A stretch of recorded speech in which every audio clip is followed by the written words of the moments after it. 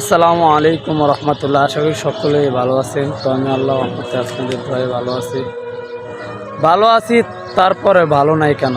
কারণ আমাদের ফিলিস্তিনি মুসলমানদের উপরে এভাবে অত্যাচার অবিচার করা হচ্ছে। জানি না এই মুক্তি কোন দিন পাবে, কোন দিন রক্ষা হবে আমাদের মুসলমানরা। এই ইসরায়েলি এই অস্ত্র বাহিনী, বোমা বাহিনী এতটাই নির্যাতন করতেছে আমাদের মুসলমানদের উপর। আল্লাহ তাআলা জানে আমাদের মুসলমানদেরকে কবে হেফাজত করবে, আমি জানি না সঠিক। তো দোয়া করি আল্লাহ তাআলা যেন আমাদের ওই মুসলমানদের ভাইদেরকে হেফাজত করে, অতি শীঘ্রই যাতে আমাদের মুসলমানদের জয় হয়ে যায়। আল্লাহর কাছে সবাই দোয়াটা করবেন। ইফতারের সময়, সেহরির সময়ে ওরা ঠিক মতন দোমালা ভাত খাইতে পারতাছে না, তাদেরকে এভাবে মসজিদের ভিতরে হামলা করতেছে।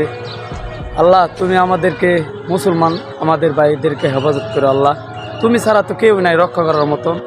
সবাই দোয়া করবেন যাতে আমাদের এই মুসলমান ভাইরা, ফিলিস্তিনি মুসলমানরা যাতে হেফাজত করে আল্লাহ তাআলা, সেই দোয়া করবেন সবাই।